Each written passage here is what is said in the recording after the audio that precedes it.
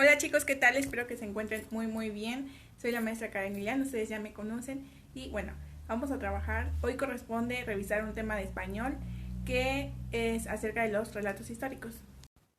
El aprendizaje esperado va direccionado a que ustedes logren escribir un relato histórico para incluirlo en su biblioteca del aula.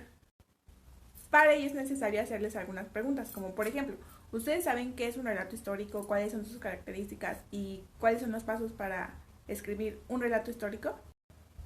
Escucho sus ideas.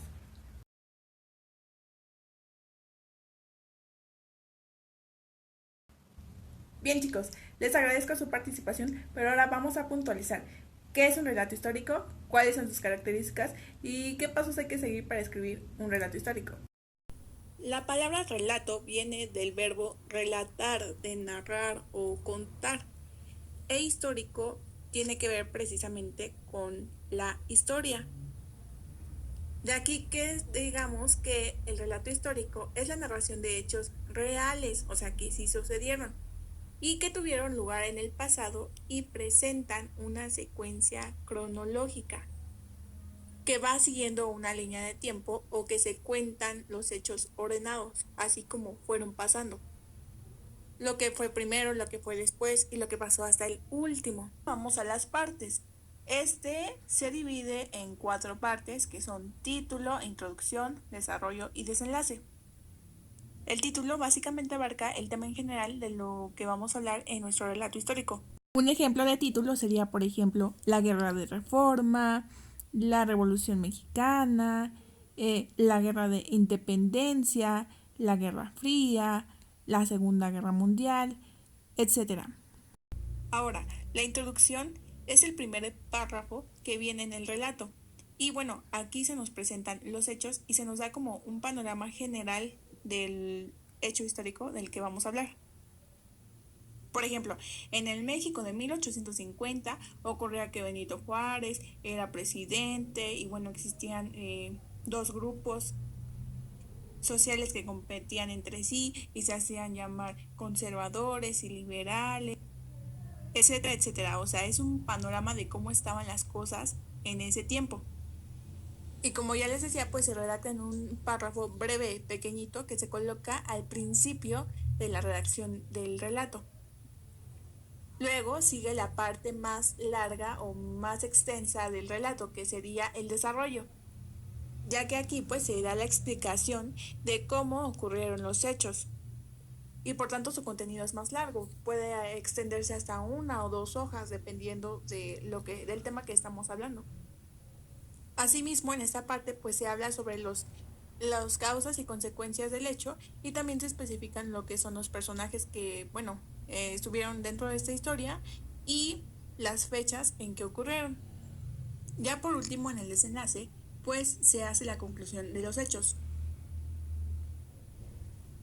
Esta parte, al igual que la introducción, abarca solamente la extensión de un párrafo. Retomando el ejemplo que les ponía sobre Benito Juárez, por ejemplo, en este caso que sería la conclusión, pues nos tocaría redactar después de toda esa lucha, qué pasó, qué se consiguió con la lucha, qué cambios hubo en el país, cómo es que nos favoreció o nos perjudicó, etcétera.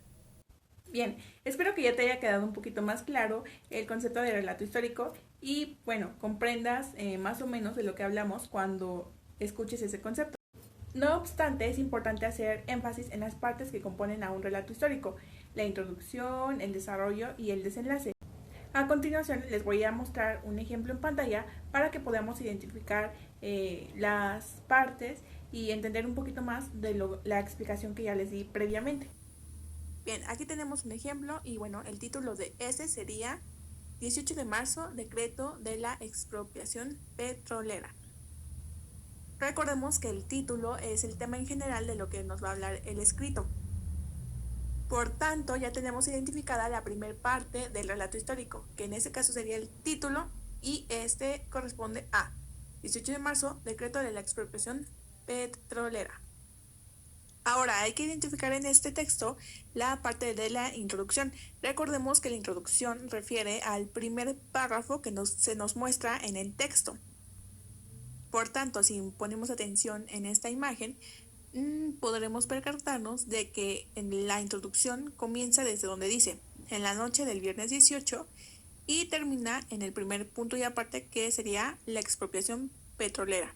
Ese primer párrafo correspondería a lo que es la introducción. Ahora, para que nos sea más fácil, hay que irnos a la parte del desenlace. Recordemos que este es la parte final y corresponde a la extensión de un párrafo. Entonces, hay que identificar en esta imagen el último párrafo, que sería: la decisión dejó absorta a la población y su apoyo se hizo presente. Ahí comienza el último párrafo y terminaría hasta donde dice el petróleo mexicano. Ya la parte que queda en el centro, la que no marcamos, correspondería a la parte más larga, que corresponde al desarrollo, al contenido, digamos que más importante de todo el relato histórico.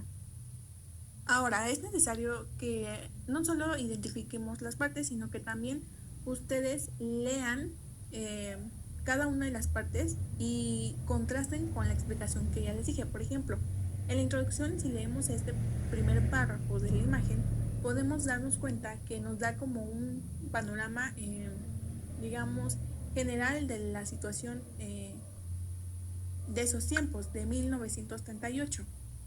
Ya en la parte de desarrollo se ubican algunos sucesos importantes y se explican sus causas y consecuencias. Y bueno, ya para terminar, en la parte de la conclusión se explica algunas cosas que pasaron después de, o sea, nos dan la conclusión de lo que sucedió con el país. Bien, ahora vamos con la primera actividad de esta sesión. Les dejé unas hojitas de información referentes a la independencia. Espero que ya todos dispongan de este material.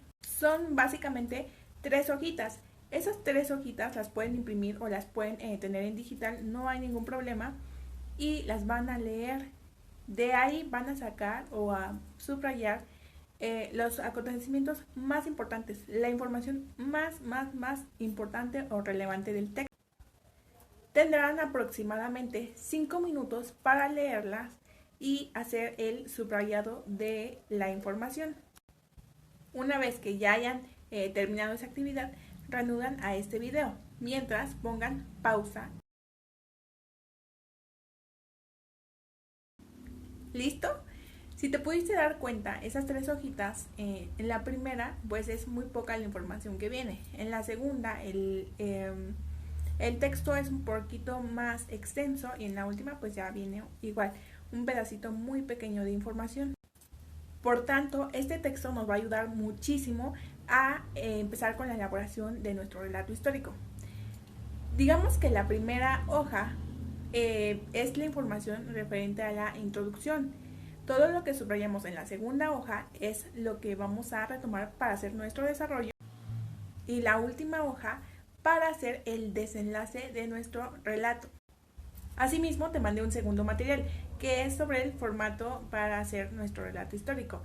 Si lo tienes a la mano, puedes imprimirlo, y si no, no te preocupes, lo puedes hacer en tu libreta. Es un cuadro muy simple de 3 columnitas. Aquí les dejo el formato que les diseñé para la elaboración de su relato. Si gustan copiarlo, si ya lo imprimieron, pues está perfecto de las dos formas, no hay ningún problema. Si se dan cuenta, les coloqué algunas palabritas, como por ejemplo en la introducción, que dice al inicio, primeramente y luego. En el desarrollo les puse después, mientras tanto, y en el desenlace, al final, finalmente y para concluir. Esta característica es muy importante para la redacción de los relatos históricos. Cuando nosotros hacemos la redacción de un texto como este, hacemos uso de adverbios de tiempo, que indican, nos dan información sobre el momento en el que sucedió X hecho, X acontecimiento o suceso. Y como aquí pues vamos a relatar hechos, pero en orden cronológico, pues es importante que hagamos uso de ellos. Esencialmente, cuando iniciamos un párrafo, este tipo de palabras nos ayuda a darle una mejor estructura, y que cuando nosotros leamos el relato histórico lo comprendamos aún mejor. Asimismo, esto le da orden y coherencia a cada uno de los sucesos que vamos relatando o narrando. Ahora, una vez que ya les expliqué para qué sirven esas palabras y como ya subrayaron su información, lo que restaría por hacer es pasar la información a este formato, pero utilizando bien sus adverbios de tiempo.